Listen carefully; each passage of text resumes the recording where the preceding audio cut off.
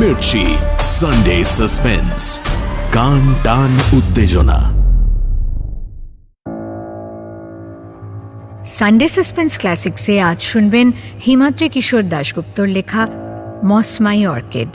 হিমাদ্রি কিশোর দাশগুপ্তর জন্ম 1973 সালে কলকাতা শহরে। ইতিহাস নিয়ে মাস্টার্স করলেও সাহিত্য চর্চায় ছিল তাঁর প্রথম প্রেম, যার ফল গত 15 বছর ধরে সাহিত্য রচনা করে চলেছেন তিনি। 2016 সালে তার রহস্য গল্প সংকলন কালো ঘুড়ির জন্য পশ্চিমবঙ্গ সরকারের পক্ষ থেকে পান শিশু কিশোর একাডেমি পুরস্কার।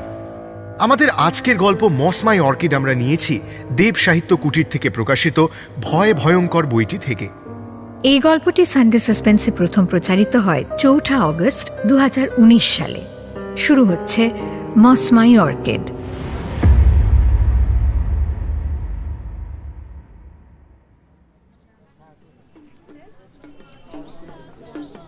শিলং পাহাড়ে শীতের শুরুতেই এবার বেশ ঠান্ডা পড়েছে। ধুতির ওপর গায়ে গলাবন্ধ কোট, কান ঢাকা লাল বুলের টুপি পরে পুলিশ বাজার ম্যালে শেষ বিকেলে বসেছিলেন নকুরবাবু। বেঞ্চে পাশে পড়েছিল সান্ধ্য শিলং টাইমস। কাগজটা পড়া হয়ে গেছে। বারাপানি লেকে বাইচ ফেস্টিভ্যাল, গারো পাহাড়ে ধস নেমেছে, অরফান হাউস থেকে গতকাল একটা বাচ্চা চেরাপুঞ্জিতে বেড়াতে গিয়ে নিখোঁজ। এছাড়া কাগজে কোনো খবর নেই।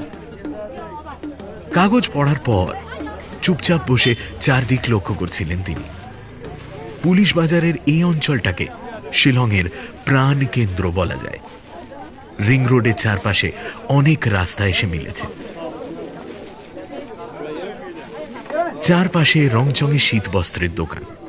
ফুটপাতে খাসি বিক্রেতারা বসে থাকে রঙিন শাল আর অর্কিডের পসরা নিয়ে। সারাদিন এ অঞ্চলে ট্যুরিস্টদের ভিড় লেগে থাকে, তবে সারাদিন পর সে ভিড় ফাঁকা হয়ে এসেছে। দোকানপাটের ঝাঁপ বন্ধ হচ্ছে।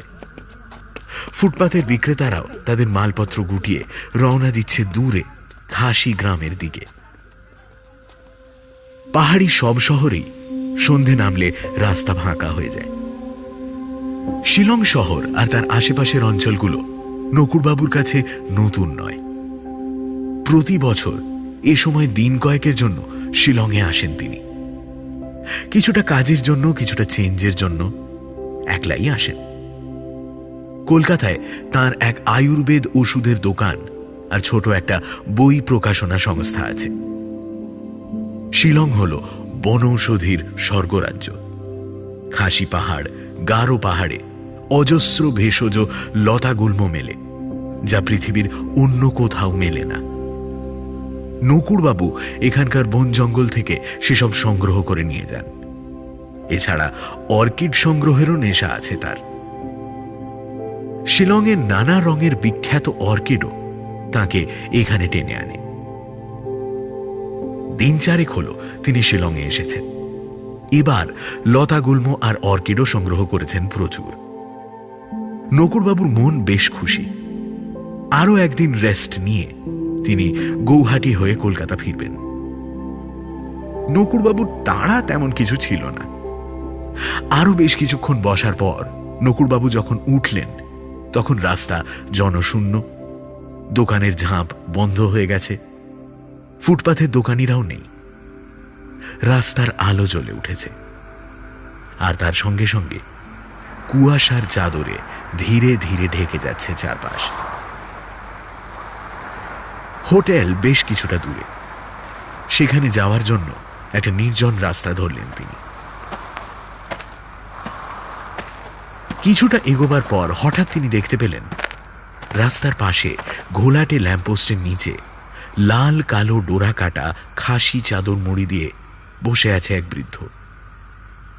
তার সামনে রাখা ছোটখাটো পিচবোর্ডের বাক্সে অর্কিডের পসরা। পাশ দিয়ে যাবার পথে কৌতূহলবশত তার অর্কিডের পসরার সামনে দাঁড়ালেন নকুরবাবু। মুখে অসংখ্য বলিরেখাময় বৃদ্ধ তাঁর উদ্দেশ্যে বলল, খুব লেই। নকুরবাবুও বললেন, খুব লেই। খাসি ভাষায় এ শব্দের অর্থ গুড ইভিনিং। অর্কিড দেখতে লাগলেন নকুরবাবু।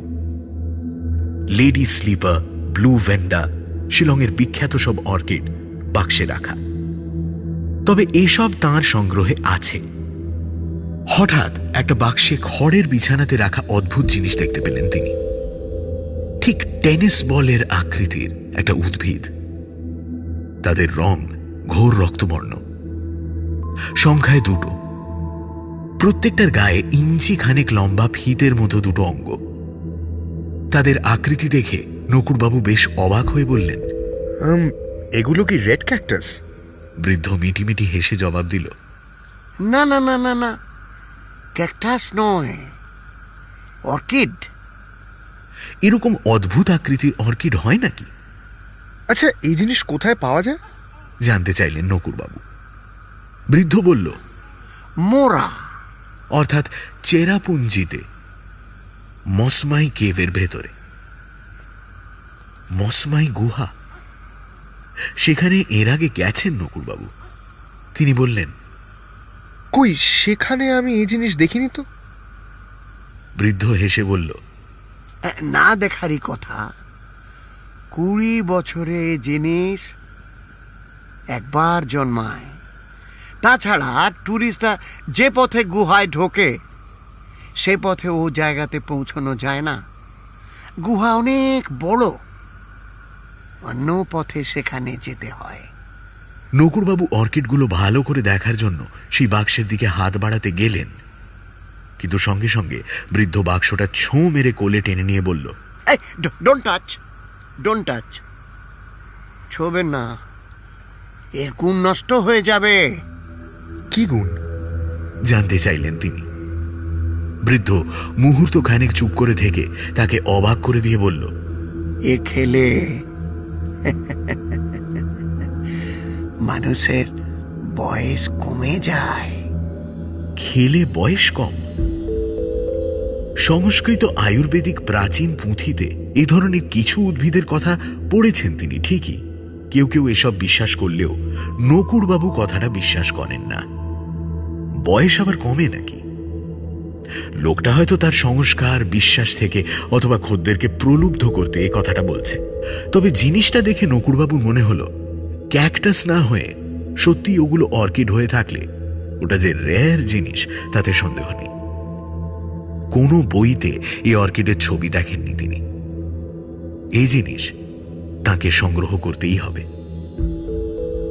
কিছুক্ষণ অর্কিডগুলো দেখার পর নকুড়বাবু বেশ কৌশলীভাবে বললেন, বয়স কমার গল্প বলে দাম বাড়িয়ে লাভ নেই। কি দাম নেবে বলো? বৃদ্ধ জবাব দিল, না না, দাম বাড়াচ্ছি না। 1000 টাকা দিলেও এই জিনিস এখন আমি কিছুতেই বেচবো না। এ আমার নিজের কাজে লাগবে। আপনি যদি সত্যি এই জিনিস চান তবে কাল বিকালে মসমাই কেভের কাছে, 7 সিস্টার্স ওয়াটারফলসের কাছে ঠিক সন্ধ্যা নামার আগে চলে আসুন। আমি আপনাকে গুহায় নিয়ে যাব। যত খুশি আপনি অর্কিড কালেক্ট করবেন। নকুড়বাবু তার কথার জবাব না দিয়ে তাকিয়ে রইলেন অর্কিড দুটোর দিকে। অদ্ভুত অর্কিড দুটোর প্রতি আকর্ষণ ক্রমেই বাড়ছে। সংগ্রাহকরা পছন্দসই জিনিসের খোঁজ পেলে তা হাতছাড়া করতে চান না। তার জন্য অনেক দূর ছোটেন। তাকে চুপ করে থাকতে দেখে বৃদ্ধ বলল, কি ভাবছেন? হ্যাঁ, গুহায় যেতে আপনি ভয় পাচ্ছেন? তাহলে এই জিনিস আপনার পাওয়া হবে না। নকুড়বাবু তার কথা শুনে বললেন, না, ভয় পাচ্ছি না। এখানকার অনেক কেভে আমি একলাই ঘুরেছি, কিন্তু ওখানে গেলে তোমাকে পাবো তো, তাহলে যাব ওখানে। উজ্জ্বল চোখে বৃদ্ধ বলল, হ্যাঁ, নিশ্চয়ই থাকবো, নিশ্চয়ই থাকবো। আপনি আশ্চর্য হয়ে যাবেন ওখানে গেলে। আমি আপনার জন্য অপেক্ষা করব। ও অঞ্চলে বেশ কিছু অন্য ভেষজ গাছও আছে, গেলে সেগুলো অন্তত সংগ্রহ করা যাবে এই ভেবে। এবং বৃদ্ধের শেষ কথাগুলোর মধ্যে এমন একটা আহ্বান ছিল যে শেষ পর্যন্ত নকুড়বাবু সেখানে যাবেন বলেই রাজি হয়ে গেলেন। বৃদ্ধের বলি রেখাময় মুখে আরো হাসির রেখা দেখা গেল। সে একবার শুধু বলল, আমি লোক চিনি, আমি জানতাম আপনি রাজি হবেন। খুবলেই।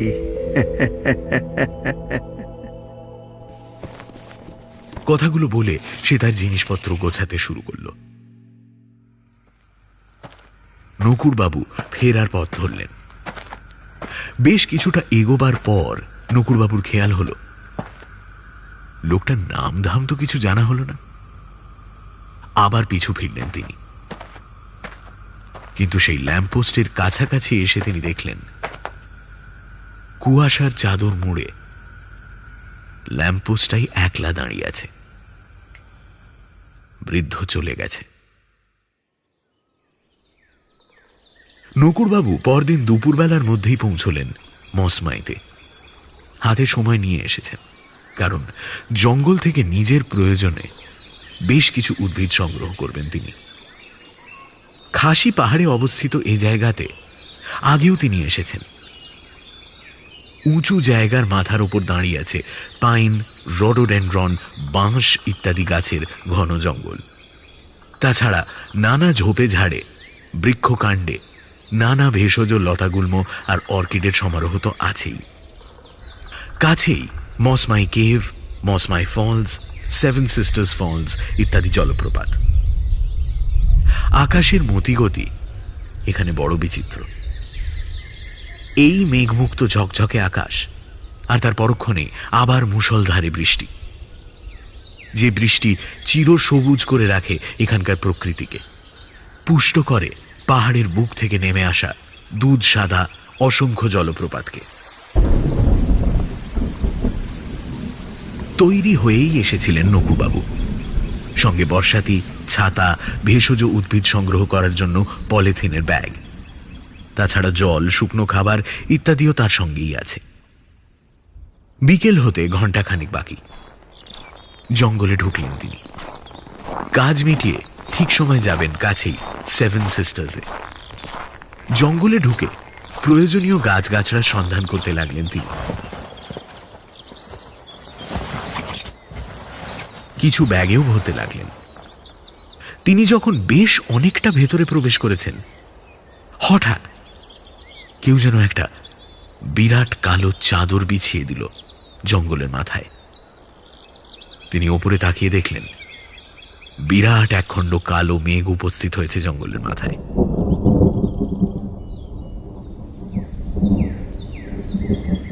চেরাপুঞ্জিতে এই ঘটনা হামেশাই ঘটে। অন্ধকার নেমে এলো চারপাশে, আর তারপরেই শুরু হলো মুষলধারে বৃষ্টি। বর্ষাতি আর ছাতা মাথায় একটা গাছের তলায় দাঁড়িয়ে নকুড়বাবু নিজেকে বাঁচাতে লাগলেন। হঠাৎ তিনি দেখলেন কয়েক হাত তফাতে গাছের নিচে দাঁড়িয়ে আছে একটা লোক। পরনে বিবর্ণ হয়ে যাওয়া একটা লং কোট, মাথায় একটা হ্যাট, যদিও টুপিটা তার মুখের অর্ধেকটা আড়াল করে রেখেছে, তবুও নকুড়বাবুর মনে হলো লোকটা যেন তাকেই দেখছে। লোকটা কে? ভবঘুরে ধরনের কেউ? নকুড়বাবু তাকে দেখতে লাগলেন। লোকটাই প্রথমে মুখ খুলে জিজ্ঞেস করল, তা আপনি কি ট্যুরিস্ট? নকুড়বাবু জবাব দিলেন, না, ঠিক তা নয়। আমি কিছু গাছগাছড়া সংগ্রহ করতে এসেছিলাম, ওষুধ তৈরিতে কাজে লাগে। তা আপনি? লোকটা প্রথমে বলল, ও, আপনি বনৌষধি সংগ্রহ করছেন? তারপর একটু থেমে বলল, আমিও আপনারই মতন গাছগাছড়া খুঁজি। লোকটার কথা আর কথা বলার ঢং দেখে এবার তাকে ঠিক ভবঘুরে টাইপের মনে হলো না নকুড়বাবুর। লোকটা যেন একটু ইতস্তত করে এরপর নকুড়বাবুর পাশে এসে দাঁড়ালো। তাকে কাছ থেকে দেখে নকুড়বাবু বেশ খানিকটা অবাক হয়ে গেলেন। লোকটার মুখ আর হাতের ধবধবে সাদা রং বলে দিচ্ছে লোকটা বিদেশি। ভারতীয়দের চামড়া এত ফর্সা হয় না। নকুড়বাবু জানতে চাইলেন, আচ্ছা, আপনিও কি ভেষজ শাস্ত্র চর্চা করেন? সে জবাব দিল, আসলে আমি একজন বটানিস্ট। খাসি পাহাড়ের জঙ্গলে নানা ধরনের পিচার প্লান্ট, মাংসাশী উদ্ভিদ পাওয়া যায়, আপনি নিশ্চয়ই জানেন। তার উপর একটা বই লেখার জন্য আমি এ দেশে এসেছি, মানে এসেছিলাম। কোথা থেকে এসেছিলাম? মানে আপনি এখন এখানেই থাকেন? হ্যাঁ, এখানেই থাকি অনেক বছর ধরে। বাই দ্য ওয়ে, আমার নাম উইলিয়াম স্পেন্সার। জাতিতে ইংলিশম্যান, তবে সে দেশে আর ফেরা হলো না। একটা বিষণ্ণতা যেন ঝরে পড়ল তার কণ্ঠস্বরে। সৌজন্যবশত এরপর নিজের পরিচয় দিয়ে নকুড়বাবু বললেন, ফেরা হলো না কেন? এখানেই সংসার পেতেছেন নাকি বই লেখার কাজটা শেষ হয়নি? সে জবাব দিল, সংসার আমার নেই, আর বই লেখার কাজও শেষ হয়ে গেছিল। জানেন, কত নতুন নতুন তথ্য সংগ্রহ করেছিলাম তাতে। মানুষ জানলে উপকৃত হতো। কত নতুন নতুন উদ্ভিদের কথা লেখা ছিল, হয়তো ভেষজ বিজ্ঞানের কাজে আসতো। তা বইটা কি হলো? ছাপাননি নাকি? ছাপাবার আগেই তো। প্রথম কথাটা সম্পূর্ণ করল না লোকটা। তারপর একটু চুপ করে থেকে বলল, আচ্ছা, আপনার তো প্রকাশনার ব্যবসা আছে, তা আপনাকে বইটা দিলে আপনি ছাপাবেন? নকুড়বাবু জবাব দিলেন, পাণ্ডুলিপিটা দেখা দরকার, ভালো হলে নিশ্চয়ই ছাপাবো। তা সেটা এখন কোথায়? স্পেন্সার নামের লোকটা প্রথমে বেশ উৎফুল্লভাবে বলল, ভালো হলে ছাপবেন? জানেন, ওতে এমন সব উদ্ভিদের কথা লেখা আছে সবাই চমকে যাবে। আসলে ওর ব্যাপারে জানতে গিয়েই তো। আবারও কথা শেষ করল না লোকটা। একটু বিষণ্ণ কণ্ঠে বলল, পাণ্ডুলিপিটা না, আমার কাছে এখন নেই। ওটা মসমাই কেভে রাখা আছে, আনতে হবে। তা আপনাকে আমি পাবো কিভাবে? নকুড়বাবু একটু ইতস্তত করে বলেই ফেললেন কথাটা। আজ আমি মসমাই কেভে যাব, আসলে সে কারণেই এখানে আসা। একজন নিয়ে যাবে। আচ্ছা, আপনি তো এখানকার উদ্ভিদ নিয়ে কাজ করেছেন, এমন কোনো অর্কিড দেখেছেন যা লাল বলের মতো দেখতে, যা মসমাই কেভে পাওয়া যায়? লোকটা প্রশ্ন শুনে যেন বিস্মিতভাবে তাকিয়ে থাকলো নকুড়বাবুর দিকে। তারপর বলল, হ্যাঁ, দেখেছি। ওটা ওখানেই পাওয়া যায়। আপনি নিশ্চয়ই শিলং বাজারে কোনো খাসি বৃদ্ধর কাছে ওটা দেখেছেন, আর সেটা সংগ্রহ করতেই তার আমন্ত্রণে এখানে এসেছেন, কি তাই তো? বিস্মিত নকুড়বাবু বললেন, হ্যাঁ হ্যাঁ, ঠিক তাই। কিন্তু আপনি জানলেন কিভাবে? একটু চুপ করে থেকে লোকটা বলল, আপনি আমার লেখাটা পড়লে উত্তরটা পেয়ে যেতেন। আচ্ছা, আমি এখন চলি। এই বলে লোকটা নকুড়বাবুকে আর কোনো কথা বলার সুযোগ না দিয়ে হঠাৎই যেন বনের মধ্যে মিলিয়ে গেল। অদ্ভুত লোক তো, যেমন হঠাৎ এলো তেমনই চলেও গেল।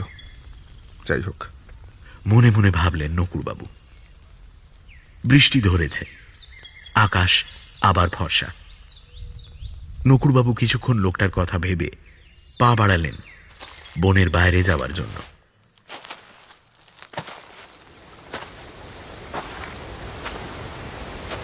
সেভেন সিস্টার্স ফলস জায়গাটা নকুড়বাবুর চেনা।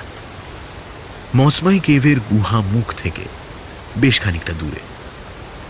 একটা প্রকাণ্ড গহ্বরের গা বেয়ে বর্ষণ সিক্ত চেরাপুঞ্জির 7টি দুধ সাদা জলধারা নেমে গেছে পাতালের দিকে, তাই এর নাম সেভেন সিস্টার্স। জলপ্রপাতের কাছে একটা উঁচু জায়গাতে সেই লোকটার প্রতীক্ষা করছিলেন নকুড়বাবু। দূরে খাসি পাহাড়ের মাথায় সূর্য অস্ত যাচ্ছে, তার লাল আভা ছড়িয়ে পড়েছে সামনের ঘাস বনে, কিছু দূরে অরণ্যের মাথায় নির্জন প্রান্তরে। বেশ ঠান্ডা বাতাস বইতে শুরু করেছে। নিস্তব্ধ চারদিক, অপূর্ব শান্ত সৌন্দর্য বিরাজ করছে। কিন্তু কিছুক্ষণের মধ্যেই অন্ধকার নামবে। সেই লোকটা ঠিক আসবে তো?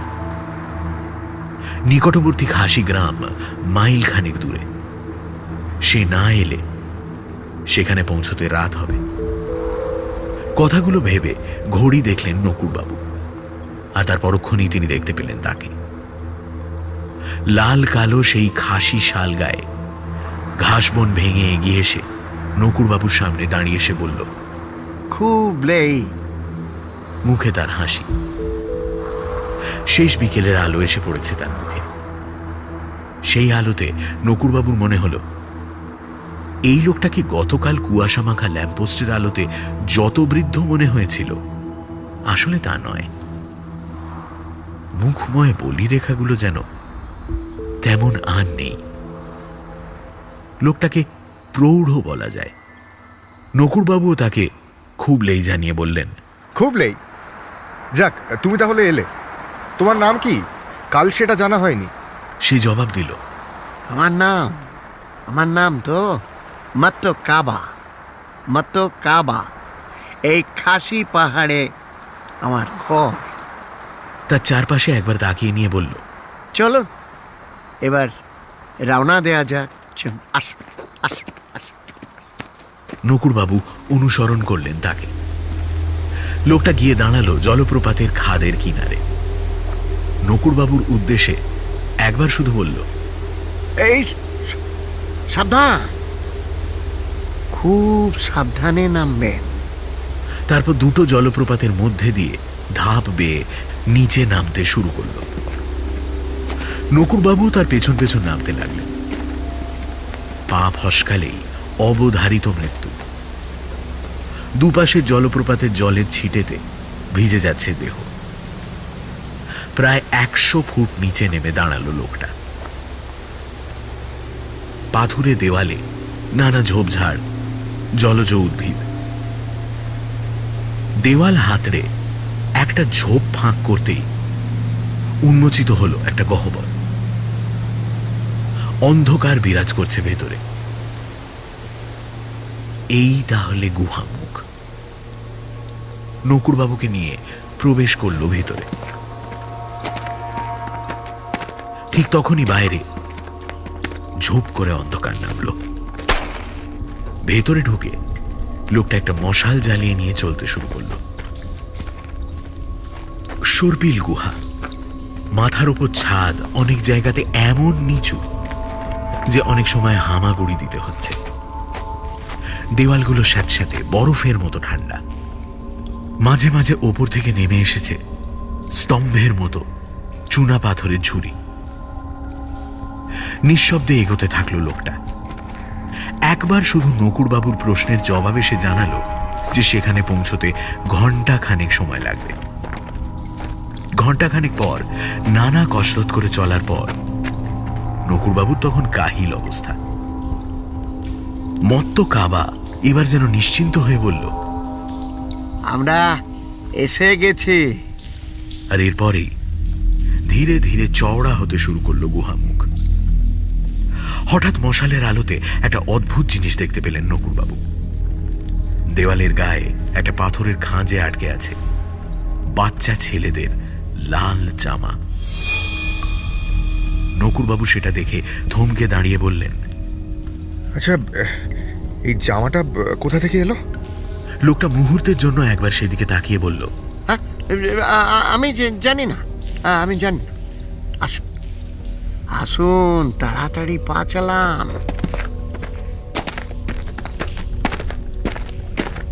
নকুড়বাবুর মনে হলো ইচ্ছে করেই যেন সে ব্যাপারটা এড়িয়ে গেল। আর কিছুক্ষণের মধ্যেই তারা একটা হল ঘরের মতো জায়গাতে উপস্থিত হলেন। মাথার উপর ফাটল বেয়ে আবছা চাঁদের আলো ঢুকছে সে ঘরে। তারা সে ঘরে পা রাখতেই এক ঝাঁক বাদুড় ডানা ঝাপটে মাথার ওপরের ফাটল দিয়ে বাইরে মিলিয়ে গেল। বাদুড় প্রাণীটা এখানকার প্রায় সব গুহাতেই থাকে। ঘাবড়ালেন না নকুড়বাবু। প্রৌঢ় খাসি লোকটার মুখে হাসি ফুটে উঠল। সে বলল, সেই জায়গা। এই বলে সে মশালটা নিচের দিকে ধরে আলো ছড়ালো মাটিতে। সেখানে ছড়িয়ে আছে নানা আকৃতির পাথর। বিস্মিত নকুড়বাবু দেখলেন তাদের খাঁজে খাঁজে জন্মে আছে বলের মতো অসংখ্য সেই উদ্ভিদ। তবে তাদের রং ধবধবে সাদা। দেওয়ালের গা থেকেও ঝুলছে বেশ কিছু। নকুড়বাবু বললেন, কিন্তু এদের রং সাদা কেন? মত্ত কাবা হেসে জবাব দিল, রং ধরবে, সুন্দর করে রং ধরবে। চাঁদ ভালো করে ওপরে উঠুক, সেই আলো গুহায় ঢুকলে রং ধরবে। তার আগে খবরদার ওদের ছোবেন না।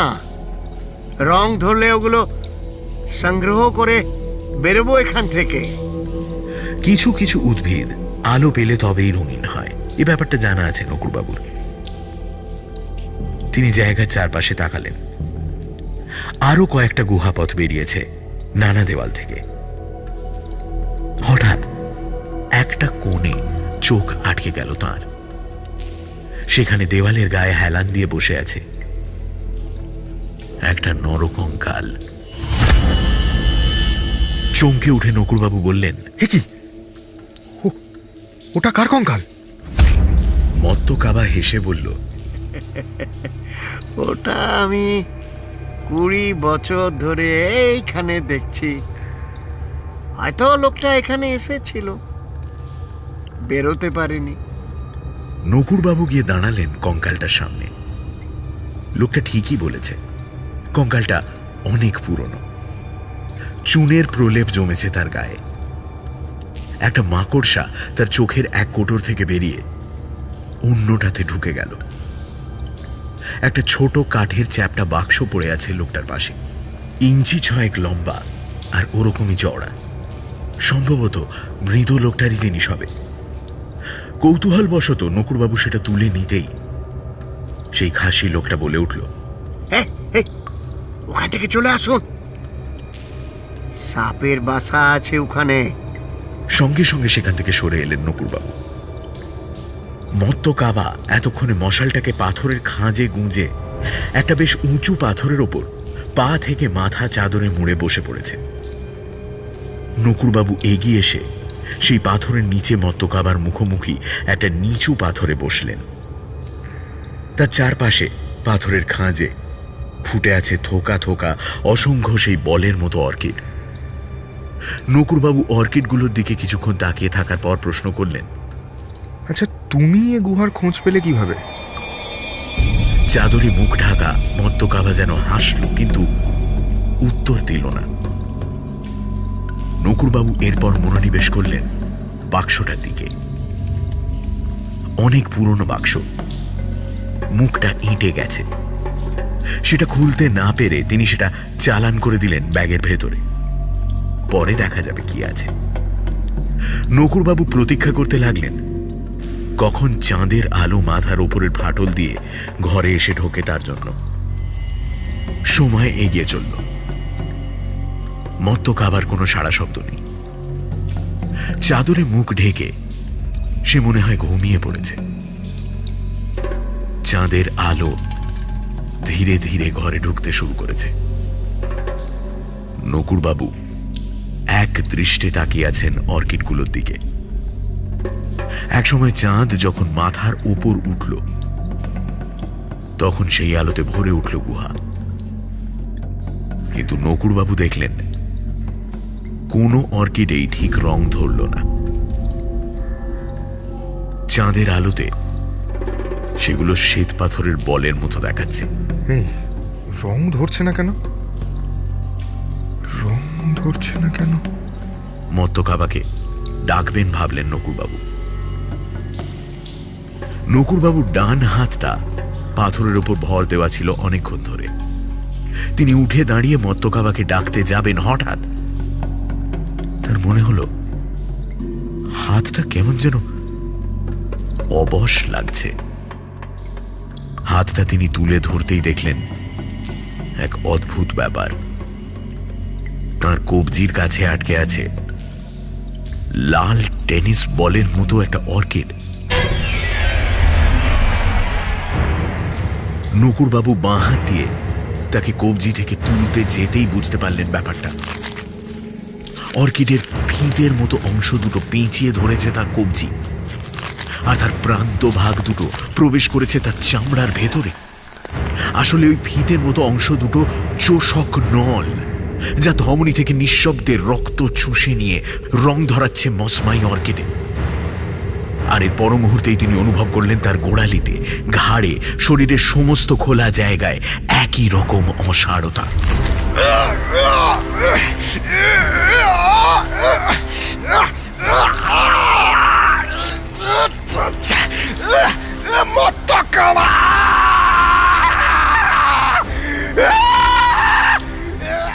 চেঁচিয়ে উঠলেন নকুরবাবু। তার দেহ থেকে লাল অর্কিডগুলো মাটিতে ছুঁড়ে ফেলতে লাগলেন। ঠিক বেড়াল যেমন নিঃশব্দে লাফ দেয়, ঠিক তেমনি পাথরের ওপর থেকে নেমে এলো মত্তকাবা। তারপর যেন কোনো মহার্ঘ বস্তু সংগ্রহ করছে এমনভাবে কুড়োতে লাগলো নকুরবাবুর ছুঁড়ে ফেলে দেওয়া লাল অর্কিডগুলো। সবগুলো মিলিয়ে গোটা 6 হবে। সেগুলো কুড়িয়ে নিয়ে সে নকুরবাবুর মুখোমুখি দাঁড়ালো। চাঁদের আলো এসে পড়েছে তার মুখে। সেই আলোতে জল করছে তার চোখ। ঠোঁটের কোণে অদ্ভুত হাসি ফুটে উঠেছে। হিস হিস করে সে নকুরবাবুর উদ্দেশ্যে বলে উঠল, বলেছিলাম না, চাঁদের আলো ফুটলে রং ধরবে অর্কিডে। কথাগুলো বলেই সে একটা অর্কিড মুখে পুরো চিবোতে লাগলো।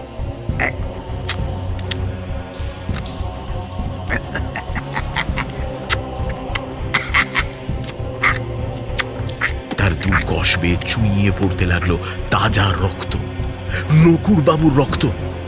আতঙ্কে চিৎকার করে উঠলেন নকুরবাবু।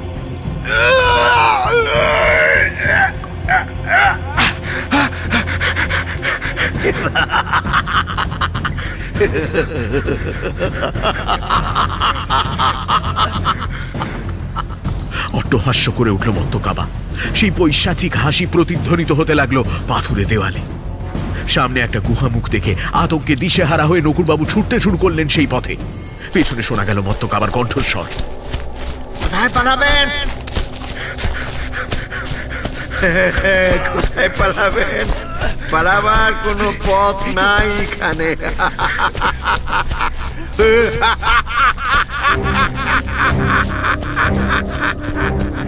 আর তার সঙ্গে সঙ্গে সেই বিভৎস হাসি।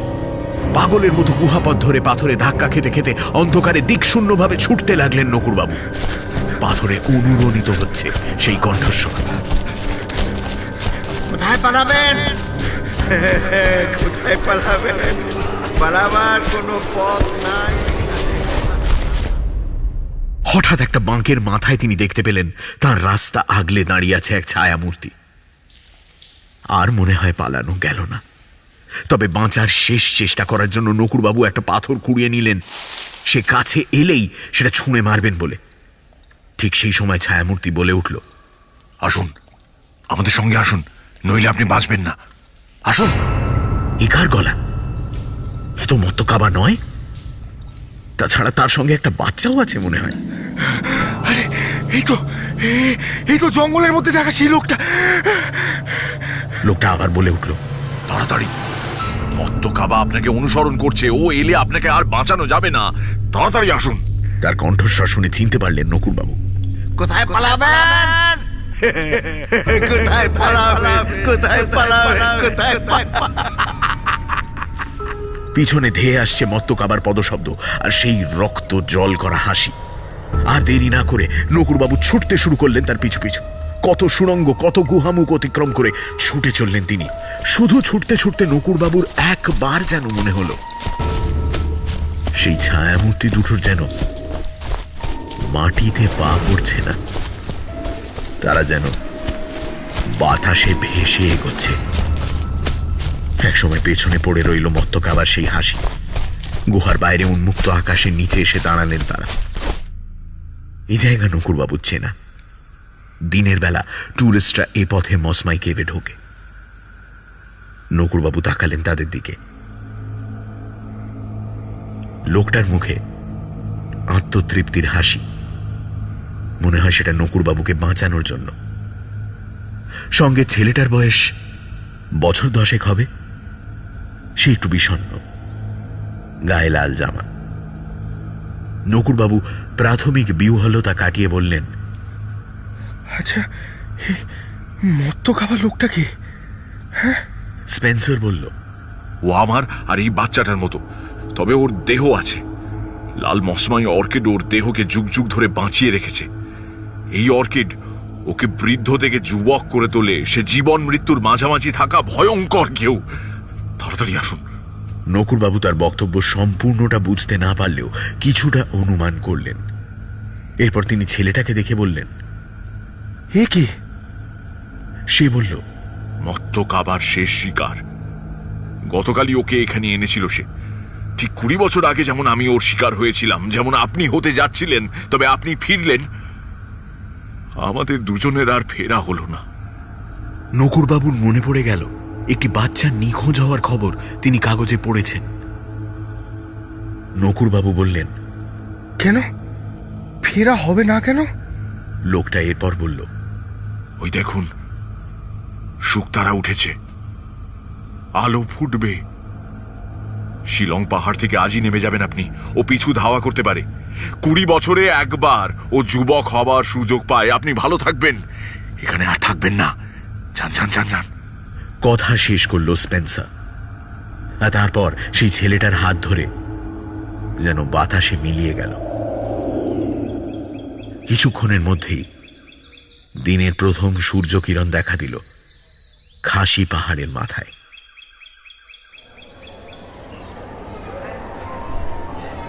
ট্রেনের কম্পার্টমেন্টে বসে সহযাত্রীদের সঙ্গে গল্প করছিলেন নকুরবাবু। গৌহাটি স্টেশন থেকে কলকাতাগামী রাতের ট্রেন ছাড়বে করছে। খাসি পাহাড় থেকে শিলং হয়ে বেলাবেলি গৌহাটি নেমেছেন তিনি। ভয়টা তাঁর এখন অনেকটা কেটে গেছে। তাঁর মনে হচ্ছিল মসমাই কেভের ঘটনাগুলো যেন নিছক একটা দুঃস্বপ্নই ছিল। তিনি বেশ গল্পই করছিলেন। বাইরে ট্রেন ছাড়ার আগে লোকজনের হাঁক ডাক, ব্যস্ততা। নকুরবাবুর মুখোমুখি জানলার পাশে বসে থাকা এক যাত্রী বাইরের দিকে তাকিয়ে নকুরবাবুর উদ্দেশ্যে হঠাৎ বলে উঠলেন, আরে দেখুন দেখুন, কি সুন্দর ক্যাকটাস। নকুরবাবু জানলার বাইরে তাকালেন। কয়েক হাত তফাতে ভিড়ের মাঝে লাল কালো খাসি শাল গায়ে জড়িয়ে দাঁড়িয়ে আছে একজন। হাতে ধরা বাক্সে রাখা লাল বলের মতো দুটো মসমাই অর্কিড। মুহূর্তের মধ্যে নকুরবাবু চিনতে পারলেন তাকে। মত্ত কাবা। যদিও তার বয়স এখন আরো কমে গেছে, প্রায় যুবকই বলা যায় তাকে। রাতের প্ল্যাটফর্মে শিকার ধরতে এসেছে সে।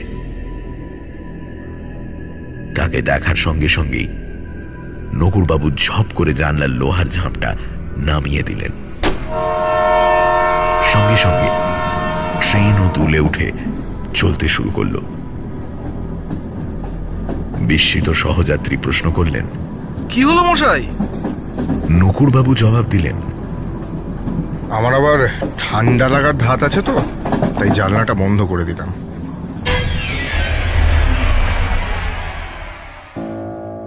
সানডে সাসপেন্স ক্লাসিক্সে আজ শুনলেন হিমাদ্রি কিশোর দাশগুপ্তর লেখা গল্প মসমাই অর্কিড। বিভিন্ন চরিত্রে নকুরবাবু অগ্নি, গল্পের কথক দীপ, স্পেন্সার মীর, মত্ত কাবা জগন্নাথ বসু, ট্রেনের প্যাসেঞ্জার অত্রি। ধ্বনি পরিকল্পনা ও আবহ সঙ্গীত দীপক রায়। প্রচার অলঙ্করণ জয়েন দ্য ডটস। পর্ব পরিচালনায় দীপ এবং গোধূলি।